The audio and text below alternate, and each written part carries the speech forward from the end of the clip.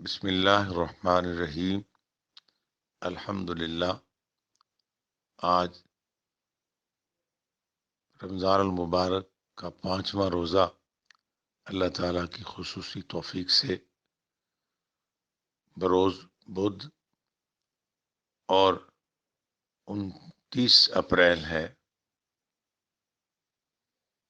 اللہ رب العزت کی عالی شان مقدس لا تبدیل لا ریب کتاب قرآن شریف، جو اس کے پیارے حبیب حضرت محمد مصطفیٰ صلی اللہ علیہ وسلم پر نازل ہونے والی آخری الہامی کتاب ہے، اس کتاب مبین کا سبق پڑھنا نصیب ہو رہا ہے۔ یقیناً یہ بہت بڑی سعادت ہے۔ کل اللہ تعالیٰ کی توفیق سے ہمارے سورہ البقرہ کے 4 رکوع مکمل ہوئے تھے۔ آج الحمدللہ ہم 5واں رکوع شروع کر رہے ہیں۔ اعوذ باللہ من الشیطان الرجیم۔ میں پناہ مانگتا ہوں اللہ تبارک و تعالیٰ کی شیطان مردود کے شر سے۔ بسم اللہ الرحمن الرحیم۔ اللہ تعالیٰ کے بابرکت نام سے شروع کرتا ہوں جو بڑا مہربان نہایت رحم فرمانے والا ہے۔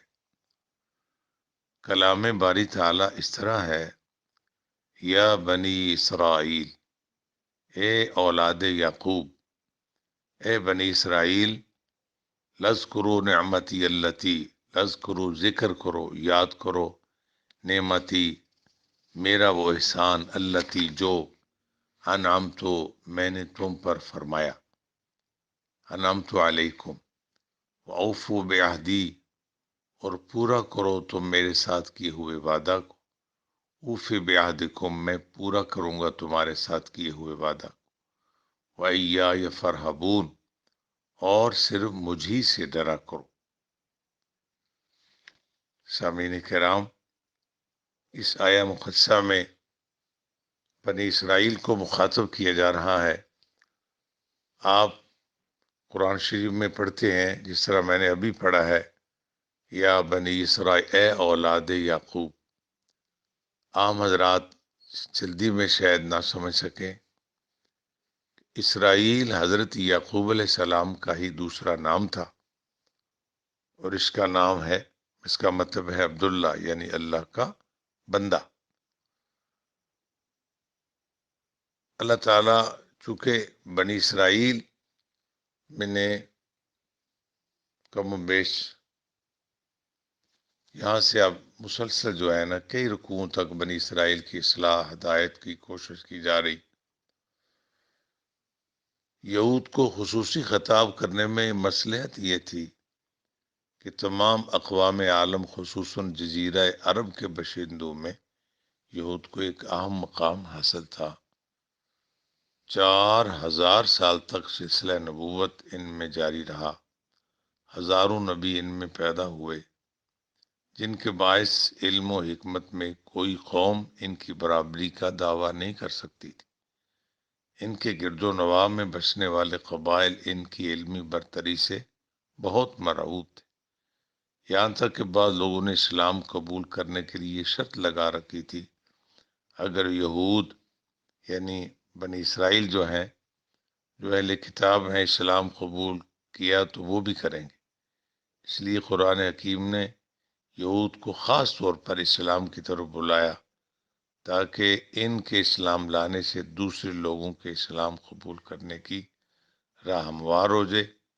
اگر وہ اسلام قبول نہ کریں تو ان کی ہٹ درمی کا پردہ چاک ہو جائے اور دنیا کو پتہ چل جائے کہ یہ صرف دنیاوی اقتدار اور دولت و ثروت کی خاطر اسلام کی مخالفت کر رہے۔ یعقوب علیہ السلام حضرت ابراہیم علیہ السلام کے پوتے تھے اور حضرت اسحاق علیہ السلام کے بیٹے۔ یہاں اللہ تعالیٰ فرما رہا ہے کہ تم میرا وہ احسان، میری ان نعمتوں کو یاد کرو جو میں نے تم پر فرمائی۔ قرآن پاک میں یہ بات کئی بار بیان کی گئی ہے کہ کہیں فرمایا وذکروا نعمت اللہ علیکم، اللہ تعالیٰ فرماتے ہیں میری نعمتوں کا ذکر کرو، وذکروا نعمت اللہ، اللہ کی نعمتوں کا تذکرہ کرو۔ اور کہیں اللہ تعالیٰ کا فرمان موجود ہے وَأَمَّا بِنِعْمَةِ رَبِّكَ فَحَدِّثْ، اور اپنے رب کی نعمتوں کے خوب چرچے کرو۔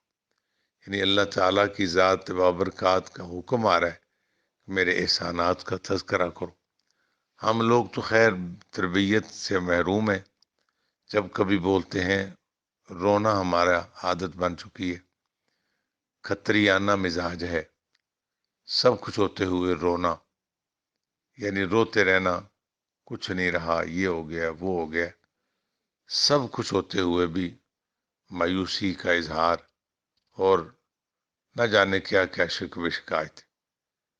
انسانیت، ایمانداری اور اعلیٰ نسل ہونے کا یہ ثبوت ہے کہ جو احسانات ہیں وہ بیان کر۔ اللہ تعالیٰ کے کسی نیک بندے کو ان کی دائیں ٹانگ پہ شدید تکلیف اوپر والے حصے پہ ہوئی، تو ان کے شاگرد، ان کے عقیدت مند، ان کے رشتہ دار عزیز جب ملنے آئے، انہیں پوچھا گیا کیف حالک، یا شیخ آپ کا کیا حال ہے؟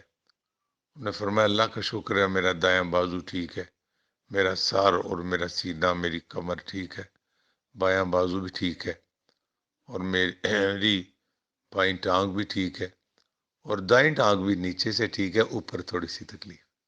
اب ذرا غور فرمائیں، تکلیف کا بیان جب ضرور کرنا تھا، چونکہ وہ پوچھنے آئے تھے لوگ ان کا حال، پہلے اس کی جو جسم کے اعضاء درست ہیں ان کا ذکر فرمائے۔ ہمارے اکثر کتابوں میں ہم پڑھتے ہیں، جب پوچھتے تھے عربی طرز میں کیف حالک یا شیخ، شیخ بیچارے کہتے ہیں نا جناب آپ کے کیا حال ہے؟ وہ فرماتے تھے الحمدللہ اللہ کل حال، میں اللہ کا شکر ادا کرتا ہوں چاہے وہ مجھے جس حال میں رکھے۔ تو اللہ تعالیٰ فرماتے یا بنی اسرائیل اذکروا، اے بنی اسرائیل یاد کرو نعمتی اللتی، میرا وہ احسان جو میں نے تم پر فرمایا، انعمت علیکم، اور تم میرے ساتھ وفا کرو، میں تمہارے ساتھ وفا کروں۔ یقیناً جو اپنے اللہ کی مرضی اور اس کے احکامات پر اپنی زندگی وقف کر دے گا، اللہ سے بڑا وفادار کوئی نہیں ہو سکتا، سوال ہی پیدا نہیں۔ ہم کسی پر احسان کرے، آگے سے وہ اچھا سلوک کرے، کہتے ہیں اچھا بندہ ہے جی، نیکی کریے تو نیکی کردا ہے، ہم اچھا کریں تو اچھا جواب دیتا ہے۔ اللہ تعالیٰ فرماتا ہے تو تھوڑا کر میں زیادہ دیتا ہوں۔ بہت ساری حدیثیں اس مضمون کو بیان کرتی ہیں، وہ بندہ اللہ کی طرف آہستہ ہے، اس کی رحمت دوڑ کے آتی، کوئی بندہ ایک قدم ہے، اس کی رحمت 10 قدم آتی۔ اور کہیں فرمایا اے میرے بندے تو ایک نیکی کر، میں تجھے 10 نیکیوں کا جزا ثواب عطا کروں گا۔ قرآن شریف کے کلمات ہیں من جاء بالحسنۃ فلہ عشر امثالھا، ایک نیکی لے کر ہم اس کو 10 گنا اس کا بدلہ، 10 درجے عطا فرمائے، 10 نیکیاں عطا کریں۔ فرمایا تم میرے ساتھ وفا کرو، اوفِ بعہدکم، میں تمہارے ساتھ وفا کروں، تو میرا وعدہ پورا کرو، میں تمہارا ساتھ وعدہ جو ہے اس کو پورا کروں گا۔ اللہ تعالیٰ فرماتا ہے وَإِيَّايَ فَارْهَبُونَ، یہ موضوع آگے آئے گا کہ بنی اسرائیل کو کیا کیا اللہ پاک کی طرف سے میسر تھا۔ وَإِيَّايَ فَارْهَبُونَ، صرف مجھے سے ڈرا کرو۔ ایک ایک جملہ، ایک ایک سطر اس کا حق رکھتی ہے کہ اس پر بہت محنت کی جائے۔ دیکھو، ڈرنے کی یا کسی کا خوف رکھنے کی یا احساس یا شرم پہ مجھے فلاں کا بڑا شرم ہے، فلاں کا بڑا خوف ہے، اگر ایک چھوٹے سے گھر کی بات کی جائے تو گھر میں جہاں بڑی ہمشیرہ یا بڑے بھائی کا مقام ہوتا ہے، وہاں ماں کا مقام ان دونوں سے بڑا ہوتا ہے۔ جہاں ماں کی تعظیم اور مقام ہے، وہاں باپ کا مقام ان سب سے بڑا ہے۔ یہ تو قرآن پاک میں ہے نا وَلِلرِّجَالِ عَلَيْهِنَّ دَرَجَةٌ، البتہ مردوں کو اللہ نے درجہ بخشا، رتبہ بخشا۔ تو ایک چھوٹے سے گھر میں یہ اصول ہے کہ باپ کا مقام سب سے زیادہ ہے۔ پھر اب کسی ڈپارٹمنٹ میں سمجھتے ہیں جیسا مقام ہے ویسا اس بات کا لحاظ رکھا جاتا ہے۔ تو کلام اللہ میں آگے چل کے اللہ تعالیٰ ارشاد فرماتے ہیں کہ یا ایھا الذین آمنوا اتقوا اللہ حق تقاتہ، یا ایمان والو اللہ پاک سے ڈرو جیسے ڈرنے کا حق ہے۔ تو مفسرین کرام ارشاد فرماتے ہیں کہ اس کا مطلب ہے کہ بندہ دوسرے رشتوں کا بھی خیال کرے، بلا وجہ کسی حقیر جانور کو بھی تکلیف نہ دی جائے، تو چاہے جائے انسانوں میں جو رشتے ہیں ان کا لحاظ رکھا جائے، لیکن یاد رکھے کہ رشتوں کا مقام ضرور رکھے۔ جیسے جیسے اللہ نے مقام بنایا، دوسرے رشتوں کا اپنا اپنا مقام ہے، بہن ہے، بھابھی ہے، بھائی ہے، بیٹی ہے، پھر اپنی بیوی ہے، پھر بچے ہیں، ان کا خیال رکھا جائے، لیکن ان میں سے کوئی رشتہ ماں باپ کے برابر نہ ہو، کیونکہ ماں باپ کا رشتہ ان سب سے افضل و اعلیٰ ہے۔ پھر سارے والدین، سارے رشتہ ایک طرف ہوں، کوئی رشتہ رسول پاک کی ذات کے برابر نہ سمجھا جائے، چونکہ صحابہ کرام کا یہ معمول آپ اکثر پڑھتے ہیں، فدا کا ابی و امی یا رسول اللہ، عرض کر دیا یا رسول اللہ ہمارے والدین آپ پر قربان ہو جائے۔ تو اسی طرح پھر حضور اللہ تعالیٰ کی مخلوق ہے، بڑا مقام ہے، کمال ہے، حضور نبیوں کے بھی امام ہے، مگر اللہ کی ذات بابرکات تو حضور کے بھی رب ہے۔ اس طرح پھر دل میں حکم الہی کا احساس ہو، اللہ فرماتے ہیں وَإِيَّايَ فَارْهَبُونِ، یعنی وہ صرف مجھی سے ڈرا کرو۔ یعنی دنیا کا کوئی رشتہ اگر اللہ کی مطلب وہ ناراض ہوتا ہے اس لیے کہ تم اگر اس کی مانو گے تو اللہ تعالیٰ کی ذات ناراض ہوگی۔ مجھے بہت یاد ہے، ہمارے ایک استاد محترم تھے، حفظ کے استاد، تو ان کے کسی عزیز کے ساتھ کی شادی تھی، میں بھی اتفاق سے مجھے لے گئے وہ ساتھ، تو انہوں نے باجے بجانا اور گانا اور ناچنا شروع کیا، تو آپ باہر نکل آئے، ان کو روکا، باز آ جاؤ باز آ جاؤ، وہ نہیں باز آئے تو آپ پیچھے آ گئے، تو کہنے لگے جناب آپ آ جائیں، رشتہ داری کا معاملہ ہے، عزیز داری ہے، خیال کرو۔ آپ نے فرمایا بھائی تھوڑے بچوں اگر اللہ رسول نالوں کوئی بڑا ہے تو مینوں دسو، چاہے وہ گناہ گار دنیا دار، کہنے لگے جی توبہ توبہ توبہ، اللہ تو ادھر رسول نالوں بڑا تو کوئی نہیں ہو سکتا۔ فرمایا پھر جے نہیں ہو سکتا تو میں تمہوں سب نو ناراض کر سکنا، اپنے رب او دے رسول نو نہیں ناراض کر سکتا، او دے دین دی مخالفت نہیں کر سکتا۔ اللہ پاک فرماتے ہیں وَإِيَّايَ فَارْهَبُونِ، اور صرف مجھی سے ڈرا کرو۔ اور یاد رکھو جو اللہ سے ڈرنے کا حق ادا کرے اللہ اس کے سارے ڈر چکا دیتا ہے۔ آپ پیچھے پڑھ کے آئے ہیں لا خوف علیہم ولا هم یحزنون، اور جس کے دل میں دل میں سے خوف خدا نکل جائے، دنیا کے سارے ڈر اس پر مسلط کر دیے جاتے۔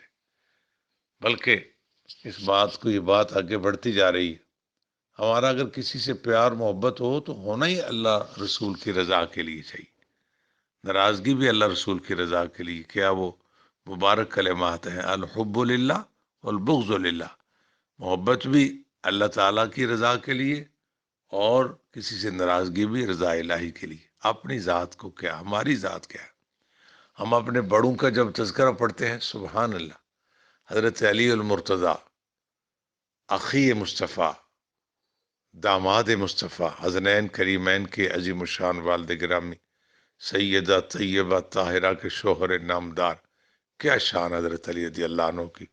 حضور نے فرمایا انت اخی فی الدنیا والآخرہ، جب حضور صلی اللہ علیہ وسلم نے ہر مدینے والے کو، مکے والے کو ایک مدینے والے کا یعنی مکی کو مدنی کا بھائی بنایا تاکہ ان میں بھائی چارہ قائم ہو، حضرت علی المرتضیٰ شیر خدا رضی اللہ عنہ کو کسی کا بھائی نہیں بنایا۔ آپ حضور کے پاس آئے اور مبارک آنکھوں میں آنسو تھے، عرض کیا یا رسول اللہ آپ نے مجھے کسی کا بھائی نہیں بنایا۔ حضور نے فرمایا علی انت اخی پھر دنیا والآخرہ، علی دنیا اور آخرت میں تو میرا بھائی۔ سبحان اللہ، کیا شان ہے ان ہستیوں کی۔ تو حضرت علی رضی اللہ عنہ کو جب ایک غیر مسلم ملا تو وہ یقیناً کسی بےدبی کا ارادہ یا اس قسم کا کوئی خیال آپ پر وہ حملہ آور ہوا تو آپ نے اس کو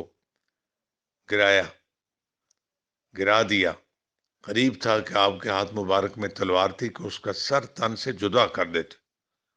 اس بے ادب نے، بد نصیب نے شاید اس لیے کہ مجھے جلدی ماریں یا اپنے غیظ و غضب کا اظہار کیا، آپ کی مبارک داڑھی پہ تھوک دیا۔ میں قربان جاؤں اس اللہ کے عظیم الشان بندے جو رسول اللہ کے بھائی بھی ہیں، پھر حضور کے داماد بنے، سیدہ طیبہ کے شوہر نامدار ہونے کا اعزاز رتبہ حاصل، حسنین پاک کے عظیم الشان باپ ہونے کا رتبہ حاصل، کیا کیا ان کی شان ہے۔ جب آپ کی مقدس داڑھی پہ تھوکا اور حال یہ ہے کہ آپ اس کے اوپر بیٹھے ہوئے ہیں، اس کا سر تن سے جدا کرنے والے، آپ نے اس کو چھوڑ دیا، ہائے ہائے۔ اس نے کہا، اس یہودی نے کہا، یا حضرت اب تو میں نے آپ کی داڑھی پہ تھوکا، آپ کی مزید توہین کی تھی، مجھے پہلے سے جلدی مار دینا چاہیے تھا، آپ مجھے چھوڑ کے پیچھے ہٹ گئے۔ فرمایا سن، ہم اپنی ذات کے لیے کسی کو کچھ نہیں کہتے، پہلے میں تجھے خدا اور رسول کا دشمن، دین کا دشمن سمجھ کے، چونکہ تو تیرا حملہ آور ہوا تھا، تیرے ساتھ جنگ جاری تھی، اس لیے تجھے مارنا یہ اسلام کی طرف سے اجازت تھی۔ اب جب تو نے میری داڑھی پہ تھوکا ہے، میری ذاتی غیرت جاگ گئی ہے، اب تجھے ماروں گا تو مجھے وہ ثواب نہیں ملنا جو پہلے ملنا تھا، چونکہ تو نے میری توہین کی ہے، یعنی میری داڑھی پہ تھوکا ہے۔ خدا کی قسم یہ بات کتنی بڑی ہے، اگر میں اس کو مزید اعلیٰ انداز میں بیان نہیں کر سکا تو مجھے معاف کر دینا۔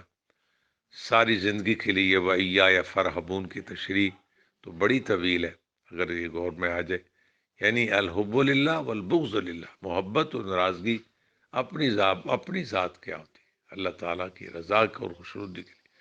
اور جن لوگوں کو اس بات کی سمجھ آ جائے کہ زندگی وہی ہے جو رضا الہی کے تابع ہو، خوف خدا میں گزاری جائے، اور باقی جو ڈر ہیں، جو لحاظ ہیں، اپنے اپنے حساب سے ہیں، مگر اللہ کی ذات سب سے بڑی ہے۔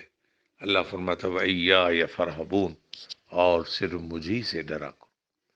آگے فرمایا وَآمِنُوا بِمَا أَنزَلْتُ، اور ایمان لے آؤ اس کتاب پر جو نازل کی گئی ہے، مصدقا لما معکم، یہ سچا ثابت کرنے والی ہے، تصدیق کرتی ہے اس کتاب کی جو تمہارے پاس ہے، چونکہ یہود کو مخاطب کیا جا رہا ہے۔ آگے فرمایا وَلَا تَكُونُوا أَوَّلَ، اور نہ بن جاؤ اولا کافر بھی، اس کے پہلے انکار کرنے والے، اس کے انکار میں پہل نہ کرو۔ وَلَا تَشْتَرُوا بِآيَاتِي ثَمَنًا قَلِيلًا، اور نہ خریدو میری آیتوں کو تھوڑی سی قیمت کے بدلے۔ وَإِيَّايَ فَاتَّقُونِ، اور صرف مجھی سے ڈرا کرو۔ وَلَا تَلْبِسُوا الْحَقَّ بِالْبَاطِلِ، اور نہ ملاؤ حق کو باطل کے ساتھ۔ وَتَكْتُمُوا الْحَقَّ، اور مت چھپاؤ حق کو، وَأَنْتُمْ تَعْلَمُونَ، اور حالانکہ تم اسے جانتے ہو۔ یعنی قرآن شریف پر ایمان لاؤ تو قرآن پہلی کتابوں کی تکذیب نہیں فرماتی، قرآن شریف پہلی کتابوں کی تصدیق فرماتی۔ آپ نے سورہ بقرہ کی وہ پہلی آیتیں اگر آپ کو یاد ہوں، والذین یؤمنون بما انزل الیک، اور ایمان اس بات پر جو رسول اللہ پر نازل ہوا، وما انزل من قبلک، جو حضور سے پہلے نازل ہوا۔ پہلی آسمانی بڑی تین کتابیں جو قرآن شریف سے پہلے نازل ہوئیں، قرآن نے ان میں ان کی تصدیق فرمائی۔ اللہ فرماتا ہے اس کتاب پر ایمان لو جو مصدق ہے ان کتابوں کی جو تمہارے پاس ہے، یعنی قرآن، تورات و انجیل کا انکار نہیں بلکہ اقرار کرتا ہے، اور فرمایا اس کے انکار میں پہل نہ کرنا۔ والا دیکھو گناہ تو گناہ ہی ہوتا ہے، جب کسی کام میں آپ پہل کریں اگر وہ برا ہے تو بعد میں جتنے کریں گے وہ تمہارے کھاتے میں اس کا گناہ جائے گا۔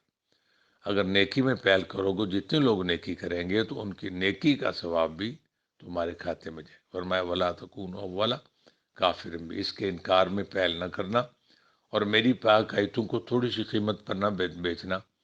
اب اس کا کوئی یہ نہ سمجھے کہ زیادہ ملے تو دے دیں، اس کی دنیا ساری بھی اس کی قیمت دی جائے، اللہ کی آیتوں کی کوئی قیمت نہیں ہو سکتی۔ آج کل کوئی لوگ اس طرح کے معنی اس کے نکالتے ہیں، میں اس کی آگے چل کے تشریح کروں گا، کیونکہ ولا تشتروا، بارہا کئی دفعہ آئے گا۔ اللہ تعالیٰ فرماتے تو ساری دنیا بھی لے لو، میری آیتوں کا کوئی مقابلہ، ان کی کوئی قیمت ہو نہیں سکتی۔ آگے پھر وہی الفاظ ذرا دوسرے ہیں، معنی وہی ہے وَإِيَّايَ فَاتَّقُونَ، اور صرف مجھی سے ڈرا کرو۔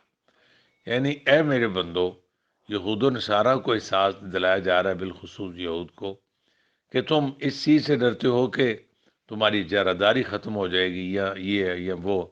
فرمایا ساری باتیں چھوڑو، مجھے اگر رب مانتے ہو تو میرا خوف رکھو اور میرے راستے پر چلو، تمہیں دنیا اور دنیا و ما فیہا کی مصیبتوں سے اللہ تعالیٰ اپنے کرم سے بچائے۔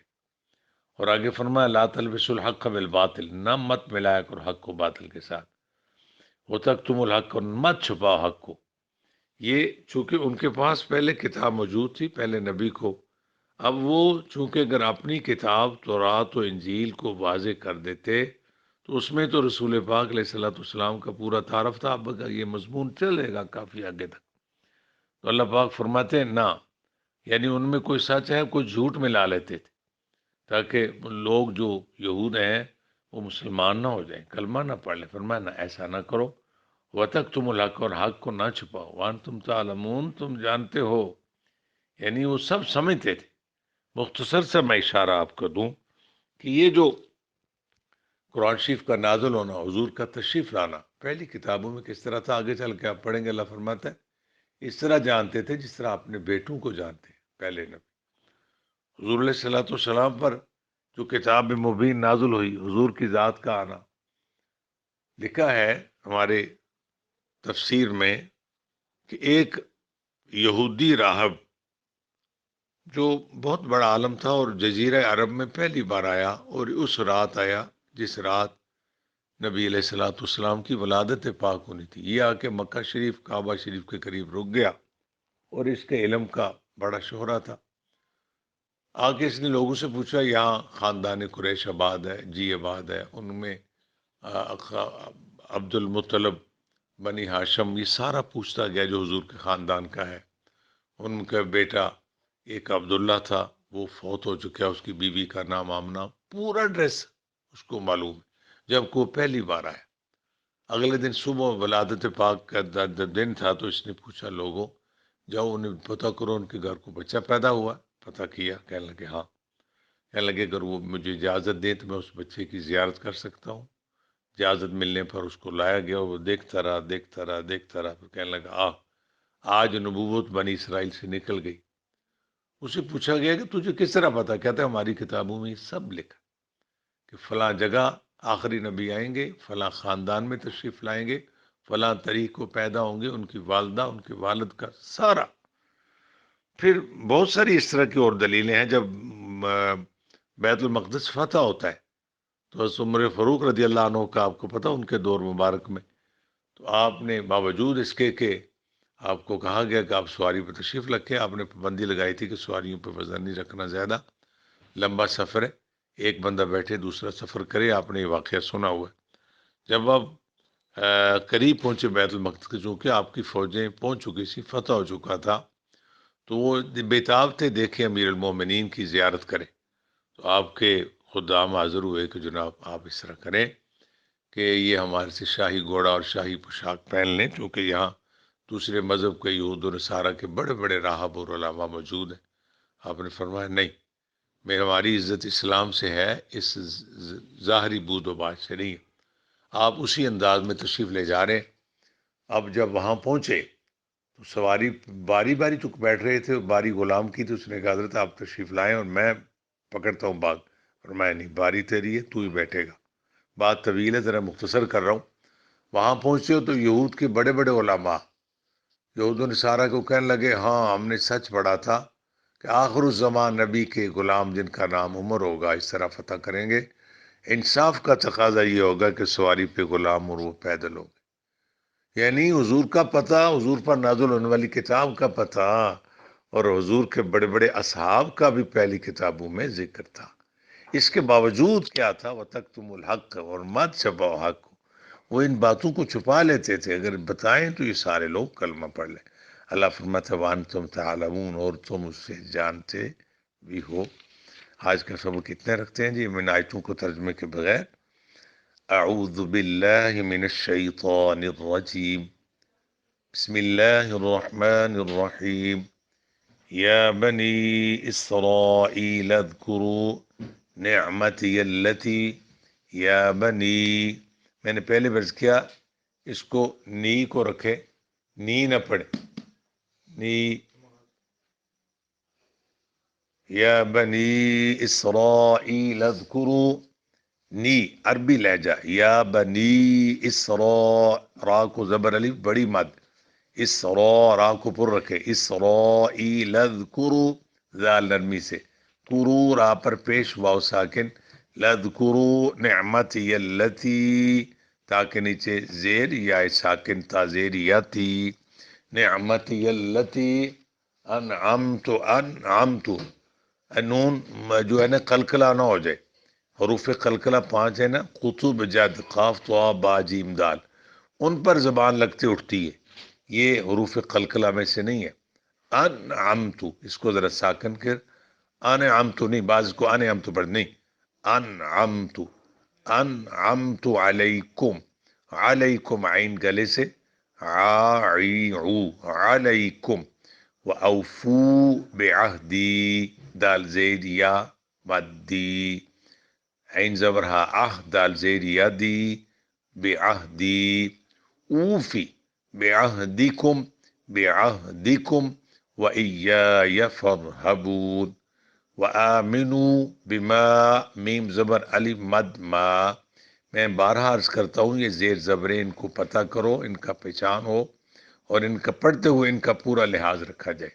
وَآمِنُوا بِمَا أَنزَلْتُ، یہ زا آگی جی، پیچھے دال تھی نرمی سے، زا سختی سے، یہ زا وہی ہے زلزلے والی، بِمَا أَنزَلْتُ مُصَدِّقًا لِمَا مَعَكُمْ وَلَا تَكُونُوا، وَلَا تَكُونُوا نون پیش واو مد نو، وَلَا تَكُونُوا أَوَّلَ كَافِرٍ بِهِ وَلَا تَشْتَرُوا، وَلَا تَشْتَرُوا بِآيَاتِي ثَمَنًا قَلِيلًا وَإِيَّايَ فَاتَّقُونَ، پھر پڑھیے، وَلَا تَشْتَرُوا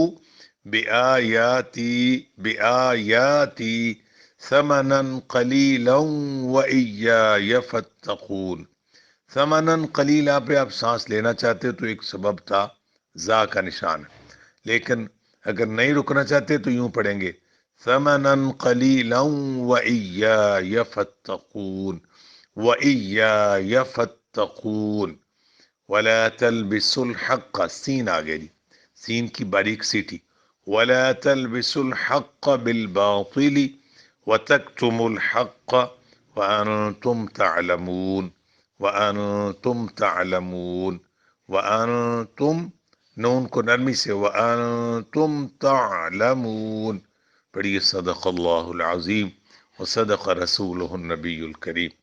اللہ کریم تیرا شکر ہے، کروڑ ہاں تیرے احسانات، تیری توفیق سے صبح کی ان سہانی گھڑیوں میں قرآن شریف کا سبق پڑھنا نصیب ہوا۔ خدایا اس عاجزانہ کوشش کو قبول فرما، باوجود کہ ان کلمات قرآنی کو بہت احتیاط سے ہم پڑھتے ہیں، پھر بھی اگر نہ چاہتے ہوئے کچھ زیر زبر شد مد کی غلطی ہوئی تو اللہ کریم ہمیں معاف فرما دے۔ بارگاہ خداوندی میں اس کا جو مرتبہ مقام و ثواب ہمیں تیرے فضل و ہماری محنت پر نہیں، تیرے فضل و کرم سے جو عطا ہوا ہے، ہمارے پیارے آقا رسول پاک علیہ الصلوۃ والسلام کو عطا فرما۔ حضور کے توسل پاک سے تمام انبیاء کرام، اہل بیت پاک، صحابہ کرام، اولیاء کاملین، علماء حق، حضور کی امت کے تمام شہیدوں کو بھی عطا فرما۔ سیدنا آدم علیہ نبینا علیہ السلام سے لے کر آج اس لمحے تک کائنات میں جتنے سے تیرے با ایمان دنیا سے گئے، سب کو اس کا ثواب، نیک لوگوں کے درجے بلند فرما، گناہ گاروں کو معافی عطا فرما۔ بالخصوص یہ ثواب ہمارے والدین جنہوں نے ہمیں جنم دیا، پالا پوسا، ہمارے معزز اساتذہ کرام، ہمارے سسرال جنہوں نے بیٹیاں دے کے ہمیں بیٹے بنائے، یہ وہ 3 رشتے ہیں جن کو رسول پاک نے ماں باپ کا درجہ دیا تھا، ابو کا ثلاثہ، من ولدہ کا، من علمہ کا، من زوجہ کا، جنم دینے والے، پڑھانے والے، اور بیٹی کا رشتہ دینے والے۔ اللہ کریم ان میں سے جو فوت ان کو بھی اس کا ثواب عطا فرما، ان کی بخشش فرما، یا اللہ عالم اسلام کی خیر فرما، پوری انسانیت کی خیر فرما۔ یہ جو وبا چل نکلی ہے خدایا، اس کو کہیں دور لے جا، اس کو کہیں دفن فرما دے۔ یا اللہ ہم کمزور ہیں، بے بس ہو گئے، تو کمزور نہیں ہے، تو بے بس نہیں ہے، تو علی کل شیء قدیر ہے، تجھے تیری عظمتوں کا واسطہ اس وبا کو ختم فرما دے اور ہماری مدد فرما۔ قرآن شریف کے سبق میں جتنے تیرے نیک لوگ شمولیت اختیار کر چکے ہیں، اللہ سب کی خیر فرما، جو مانگا ہے عطا فرما، جو نہیں مانگا بن مانگے عطا کر دے۔ صلی اللہ علیہ حبیبہ محمد وآلہ وأصحابه أجمعين برحمتك يا أرحم الراحمين.